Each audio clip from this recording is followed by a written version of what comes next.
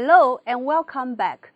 In the previous session, we put forward a question.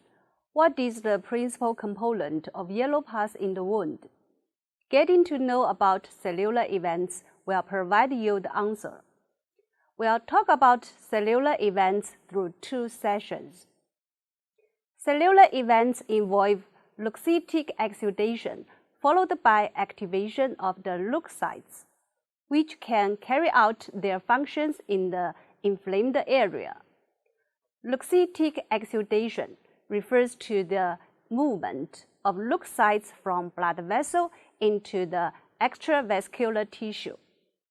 This is the most important feature of inflammatory reaction, the main purpose of which is to deliver leukocytes to the inflamed area to clear noxious stimuli and necrotic tissues.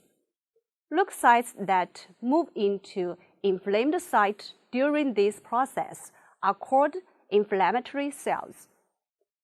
In this session, we'll discuss leukocytic exudation. In the next session, I will introduce leukocyte functions in inflamed area. For our topic today, we need to know how to describe the process of leukocytic exudation, what chemotaxis is, and what is a chemotactic factor. This slide comes from a patient with acute appendicitis. Take a close look at the blood vessel. It is congested, and leukocytes are adhered to the endothelium, indicating that the leukocytic exudation process has started to take place. Vascular reactions result in slowed blood flow, contributing to leukocytic exudation. The process of leukocytic exudation has 4 steps, namely modulation and rolling, adhesion, transmigration, and chemotaxis. Exudation is mainly mediated by adhesion molecules and cytokines. Cytokines can upregulate the surface expression and binding affinity of the adhesion molecules, and can also stimulate directional movement of the leukocytes towards the site of injury. Cytokines are produced by cells in tissues in response to pathogens and other injurious agents, thus ensuring that leukocytes are recruited to where they are needed.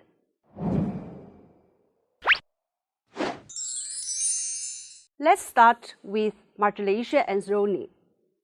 We know most leukocytes normally circulate in the center of the blood vessel. In inflammation, as the blood vessel slows down, leukocytes shift towards the wall of the blood vessel and accumulate along the vascular endothelial surface. This process is called leukocyte modulation. These leukocytes only bind loosely to the endothelial cells and can easily come off, then become attached again. The binding and detachment are repeated as they tumble on the endothelial surface. This process is called rolling. Rolling of the leukocytes is due to the weak and transient adherence between leukocytes and endothelium mediated by the C-lectin family of adhesion molecules. E-C-lectins and P-C-lectins are expressed on endothelial cells, while L-C-lectins are found on the surface of leukocytes. They bind loosely to the corresponding ligands on leukocytes or endothelial cells. The second step is leukocyte adhesion. After modulation and rolling, leukocytes then become firmly adhered to the endothelium. Firm adhesion is facilitated by interaction between integrins on the leukocyte and immunoglobulin family adhesion proteins on the endothelium.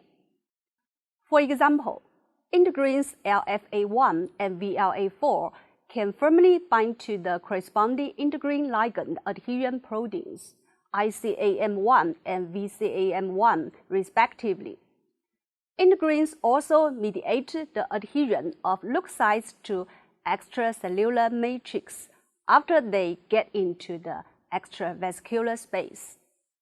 After firm adhesion, leukocytes transmigrate across the blood vessel wall and then accumulate in the inflamed area by chemotaxis.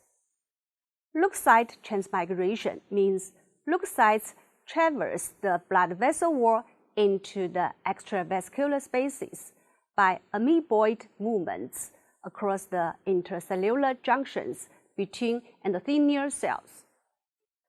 This is an active energy-dependent process, often occurring in post-capillary venules.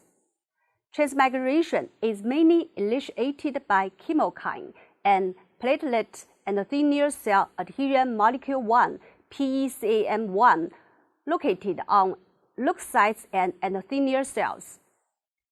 This picture shows PECAM1 mediating the binding events needed for leukocytes to traverse the endothelium. After crossing the endothelium, leukocytes penetrate the basement membrane by producing coagulases and then enter the extravascular tissue. After transmigration, leukocytes continue to move towards and accumulate in the inflamed area by chemotaxis. What is chemotaxis? Chemotaxis means leukocytes directionally migrate towards the inflammatory site along a concentration gradient of chemical substances. These chemical substances are called chemotactic factors.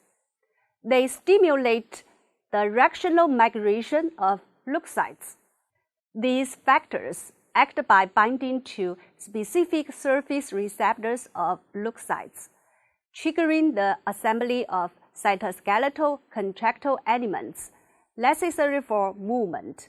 Both exogenous and endogenous substances can act as chemotactic factors. Bacterial products are the common exogenous agents. Endogenous chemotactic factors include complement components, particularly C5a, arachidonic acid metabolites, particularly leukotriene B4, as well as cytokines, especially the chemokine family. The types of emigrating leukocytes vary with the stages of inflammatory response and the types of stimuli. In the early stage of most acute inflammation, neutrophils predominate in the inflammatory infiltrate, since they are usually the first cells to transmigrate through the vessel wall into the inflamed site. After 24 to 48 hours, they are gradually replaced by monocyte-derived macrophages. The reasons are that after entering tissues, neutrophils are short-lived. They disappear by apoptosis and necrosis within 24 to 48 hours. However, macrophages can not only survive longer but may also proliferate in the tissues. Besides, neutrophils can release chemotactic factors specific to monocytes. Thus, neutrophil exudation will be followed by monocytic emigration. Different inflammatory stimuli cause different leukocytic infiltrates. In bacterial infections, such as those caused by staphylococci and streptococci, neutrophils are the predominant inflammatory cells.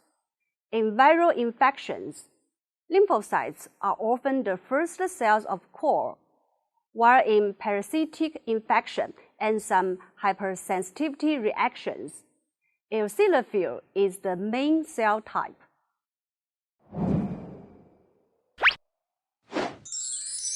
Now, let's summarize the process of leukocytic exudation through this picture. 4 steps: modulation and rolling, adhesion, transmigration, and chemotaxis. Leukocytes first migrate towards the wall of the blood vessel.